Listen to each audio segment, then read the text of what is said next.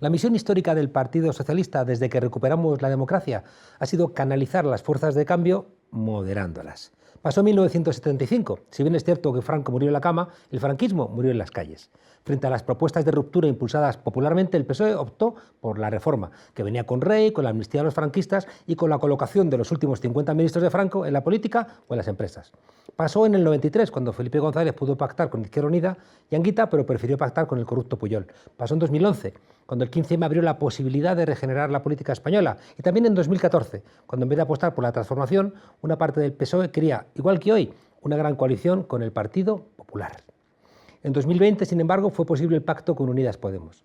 Y muchas cosas que parecían imposibles empezaron a tomar cuerpo. Es muy probable que estemos ante un giro histórico, que empiece a cerrar las 4 heridas históricas de España. La colonial, para que en el futuro ningún ministro de Asuntos Exteriores mande inspeccionar el avión de un presidente boliviano porque se lo ha mandado a Estados Unidos. También para que no nos olvidemos del Sáhara y nuestras responsabilidades, y tampoco para que no se reconozcan a presidentes autoelegidos en una plaza. La herida territorial, incorporando a la izquierda nacionalista a la gobernabilidad de España. La herida social, con unos presupuestos que aumentan el 150% en la inversión pública y que termine con las desigualdades, con la precariedad, con el desempleo juvenil y con la pobreza. Y por último, pero no menor, la herida ciudadana, donde dejemos de ser súbditos y nos sintamos ciudadanos y hagamos cierto aquello de que sin reyes, ni dioses, ni tribunos en las instituciones. Yone Belarra, secretaria de Estado de Agenda 2030 y diputada por Navarra, ha estado en la sala de máquinas de ese quirófano, aquí sí hay quirófano, donde se han empezado a curar estas heridas. Yone Belarra, buenas noches, muchas gracias por acompañarnos aquí en La Frontera. Un placer estar aquí, como siempre. Y enhorabuena, el acuerdo sobre desahucios creo que es histórico. La verdad es que es un buen acuerdo porque creo que en nuestro país no se podía entender que teniendo un gobierno de coalición progresista que está poniendo en marcha los presupuestos más sociales de la historia reciente de nuestro país, pudiéramos ver imágenes de desahucios, ¿no? Yo creo que eso era insostenible y esta es una muy buena noticia, que no vaya a haber desahucios de familias vulnerables en nuestro país y que yo creo que en la regulación que vamos a hacer hay cosas muy interesantes, como que cualquier tipo de desahucio no se puede ejecutar independientemente de la situación en la que se encuentre la familia si no hay como alternativa una vivienda digna. Esto me parece muy importante. No vale, como se hace en algunas comunidades autónomas, llevar a la gente a un albergue o a un sitio que no es digno para que viva una familia, mucho menos una familia con niños, y precisamente esta regulación va a incluir que una alternativa habitacional tiene que ser siempre una vivienda digna. Es verdad que con la pandemia todo parece, ¿no?, más cruel, pero cuando se acabe el estado de alarma sí que se van a poder seguir desahuciando a familias. Yo confío en que no. Estamos negociando también ahora, en paralelo a esta regulación, la ley de vivienda, y precisamente una de las cosas que nos han dicho los organismos internacionales durante muchos años es que no puede haber desahucios sin alternativa habitacional en un país democrático y en un país que tiene el derecho a la vivienda recogido en su Constitución, ¿no? Así que yo confío que este paso que ahora emprendemos con esta regulación para el estado de alarma tenga continuidad también en la ley de vivienda. Llama la atención que en España, un país que ha puesto el ahorro muchas veces, ¿no?, en la compra de vivienda, ¿no?, por esa ausencia histórica del Estado social, donde la Constitución reconoce en el artículo 47 el derecho a una vivienda digna, no sea real, ¿no?, y que no solamente la gente que no puede mantener a su familia, sino también la gente joven que no puede ni siquiera pensar en formar su propia familia, porque es que un alquiler se come el grueso de tu salario. Tal cual. Y fíjate que yo creo que además la vivienda ha sido no uno de los negocios, sino el gran negocio que se ha hecho en nuestro país, porque muchos, desde fondos buitre, bancos, han entendido la vivienda y la acumulación de viviendas como un negocio que se podía hacer y que estaba muy incentivado también con beneficios fiscales como las SOCIMIs.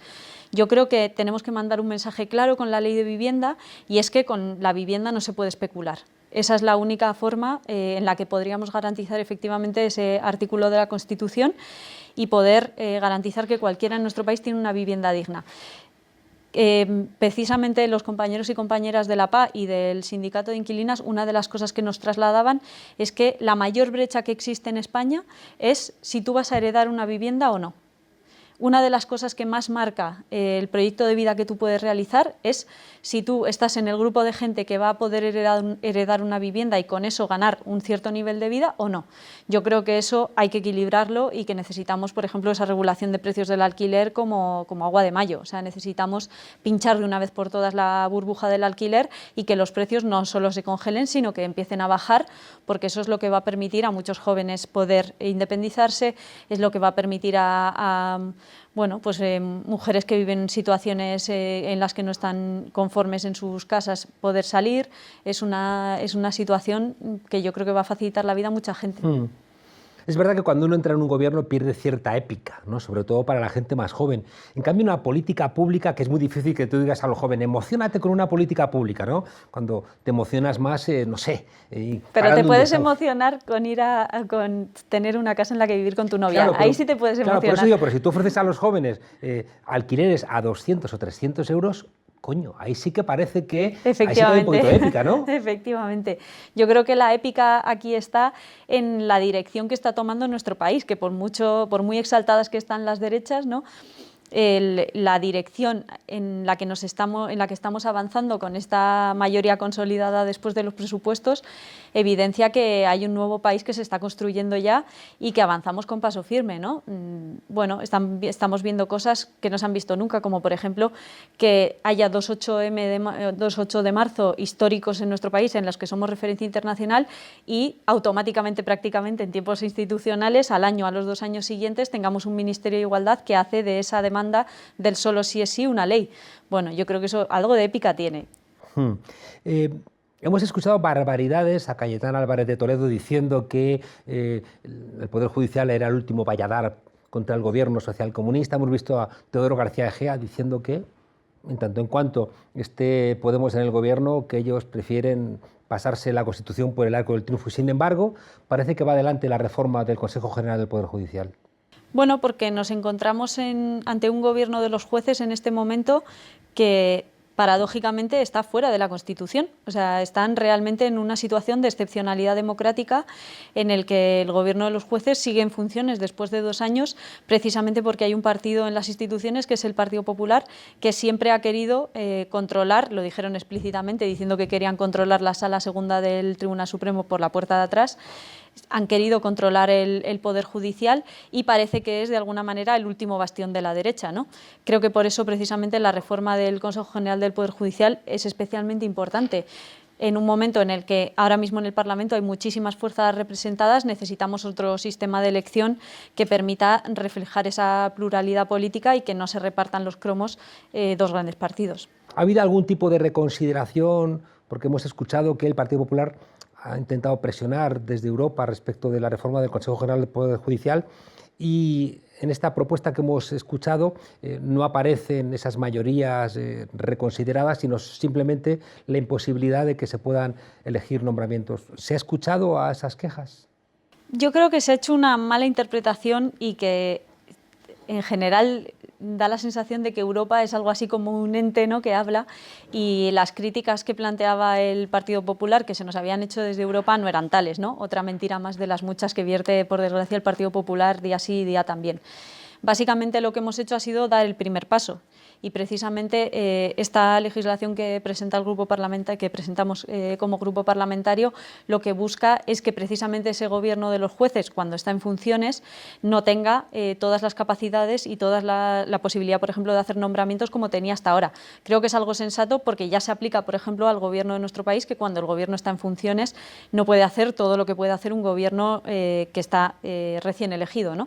Pues esto es lo mismo, que un gobierno de los jueces que está en funciones no pueda seguir nombrando jueces y perpetuarse en todo el tiempo que quiera. No sé si tú como secretaria de Estado tienes una respuesta, yo como ciudadano no la tengo. ¿Por qué no ha dimitido este Consejo General del Poder Judicial cuando lleva 2 años caducado? Porque si hubieran dimitido quizá se hubieran acelerado los cambios. Pues por eso creo yo que estamos en un momento de excepcionalidad democrática, porque no se entiende que con todo lo que está cambiando en nuestro país, con todos los cambios que ha habido ya a nivel parlamentario y que se han traducido en un gobierno de coalición, que es el primero de la historia reciente democrática de nuestro país, el sistema judicial le cueste cueste tanto que lleguen los cambios precisamente al sistema judicial, ¿no? Quizás es uno de los poderes o el poder más al que más le cuesta cambiar y que está más anquilosado. Otra cuestión que nos sorprende a los que miramos la política desde la televisión, cómo en un Parlamento con una imagen, ¿no?, de ruido, de bronca, puede haber aprobado unos presupuestos que han requerido tanta complejidad.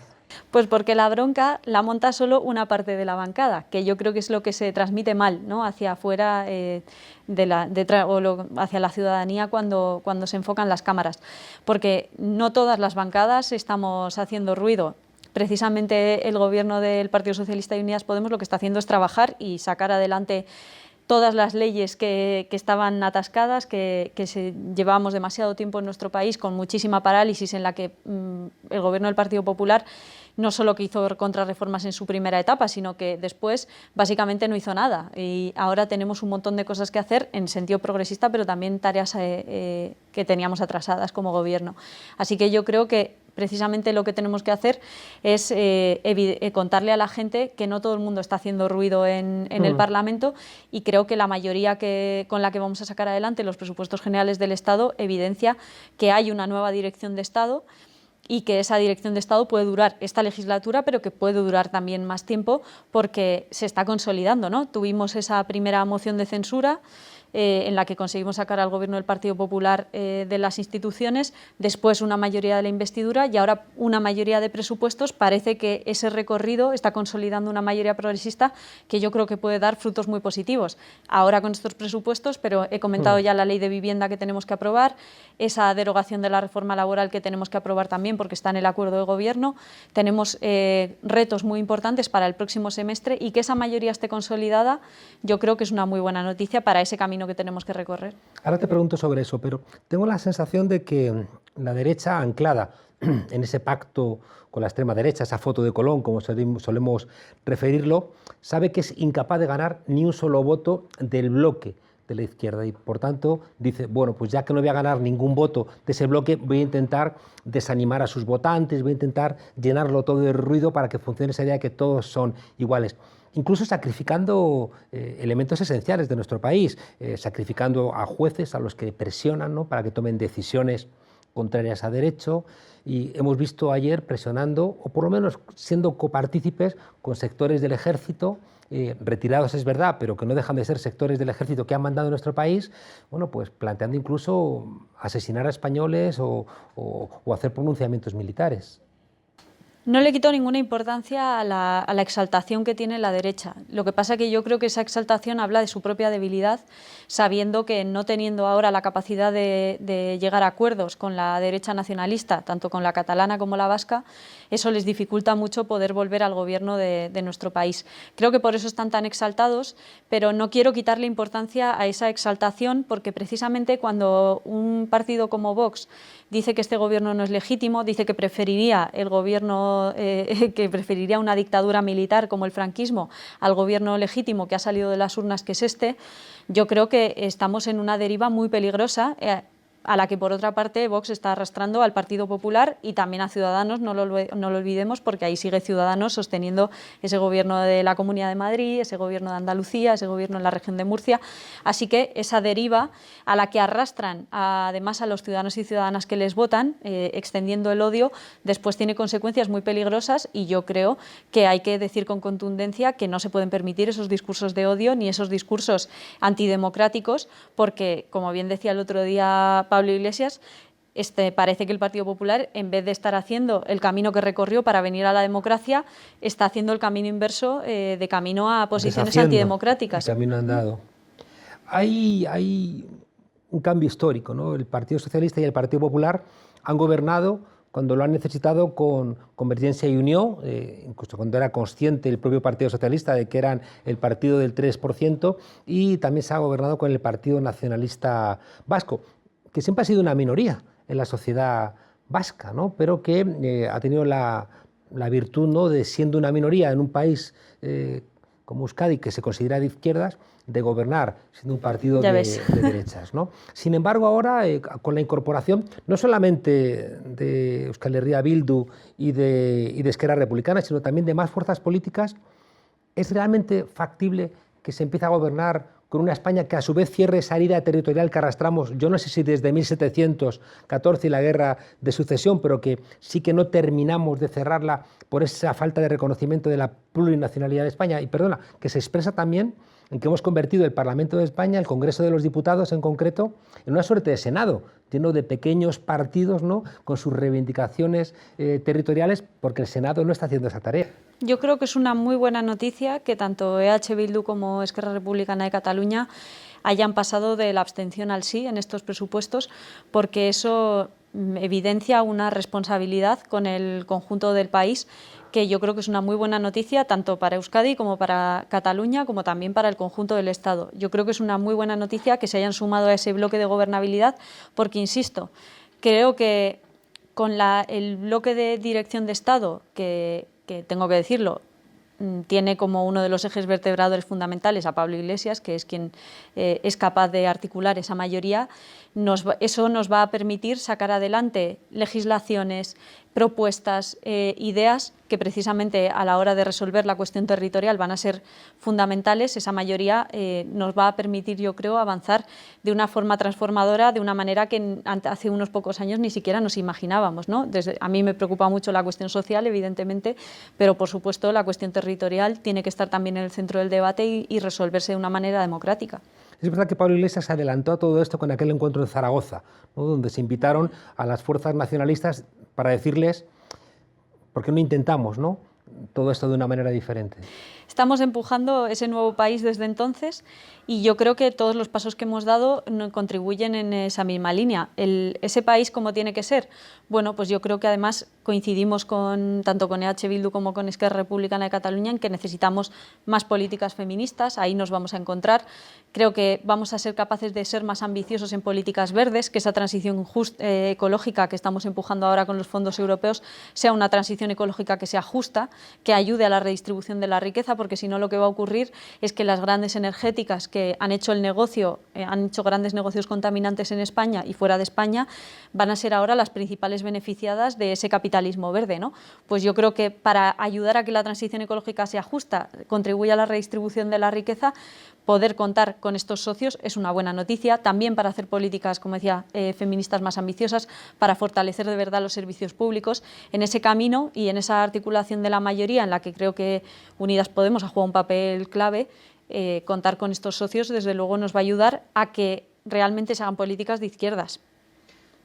Con fuerzas de la izquierda en Euskadi, en Baleares, en Cataluña, apoyando el gobierno de España, ¿qué ocurre con las fuerzas hermanas, ¿no?, de Podemos en esos territorios, ¿no? Porque si esas fuerzas se diferencian en que no son independentistas y tienen que referenciarse, ¿no?, con España, no parece posible que lo hagan si España no es diferente, si España no rompe ese mantra de que es irreformable, o dicho de otra manera, creo que la única manera de que exista Unidas Podemos en Euskadi o en Cataluña es si Unidas Podemos es una fuerza federal y republicana.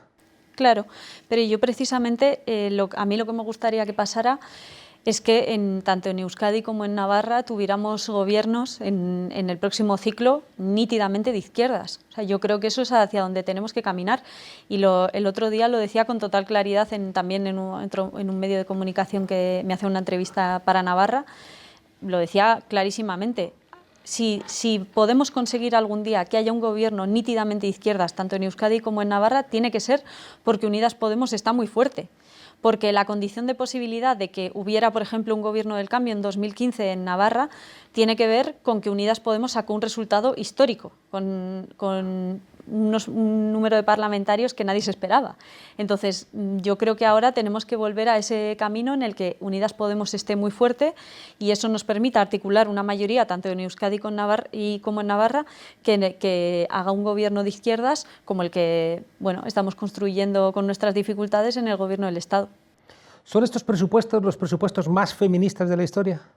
Diría que sí, sí, casi sin ninguna duda, porque precisamente el trabajo que está haciendo el Ministerio de Igualdad, que no tiene solo que ver con la financiación, pero evidentemente sin financiación no podemos hacer políticas feministas de verdad, está dando este Ministerio de Igualdad unos pasos de gigante para tener esa España más feminista.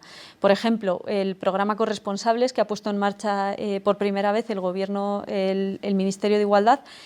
Por primera vez, una administración pública se corresponsabiliza de los cuidados y saca los cuidados de la esfera privada para pasarlos a la esfera pública y que dejen de estar sistemáticamente sobre los hombros de las mujeres. Yo creo que esos 200 millones que van para el programa Corresponsables son un hito histórico y señalan un camino en el que creo que queda mucho por recorrer, pero que estamos haciéndolo en el sentido correcto. Por ejemplo, decía el otro día Irene Montero que solo hay un 12% de países que en las medidas que han implementado para la pandemia le han puesto enfoque de género. Yo creo que podamos estar siendo referencia internacional, ¿no? Que lo primero que hiciera nuestro gobierno cuando se declaró la pandemia fue declarar los servicios de protección a las mujeres víctimas de violencia machista como un servicio esencial. Bueno, pues revela que estamos a la vanguardia de Europa y eso tiene mucho que ver con que tenemos una ministra feminista al frente del Ministerio de Igualdad. Es imposible hacer políticas feministas solamente desde el ámbito del feminismo. Dicho de otra manera, si no te apoya economía, Total. Hacienda, trabajo, si me apuras, el Ministerio de Asuntos Exteriores, es decir, todo el gobierno, si no tiene sensibilidad feminista, un Ministerio de Igualdad se queda paticorto. ¿Hay sensibilidad en el conjunto del gobierno para este tipo de políticas? Bueno, yo creo que está siendo ya muy evidente y creo que no se le escapa a nadie que en este gobierno hay dos almas y que no todas las almas piensan igual, reciben las mismas presiones, reciben llamadas de los mismos sectores cuando hay que hacer políticas y eso es evidente y yo creo que lo tenemos que normalizar. Hay diferencias en el gobierno, hay diferentes sectores o intereses encontrados, pero que muchas veces lo fundamental es que podamos ser capaces de llegar a acuerdos y llegar a políticas que mejoran la vida de la gente. En el caso de la igualdad y del feminismo, eso está recogido en el acuerdo de gobierno. Y precisamente porque ese acuerdo de gobierno sí es feminista, creo que la hoja de ruta que tiene por delante el Ministerio de Igualdad es imparable y que va a ir para adelante.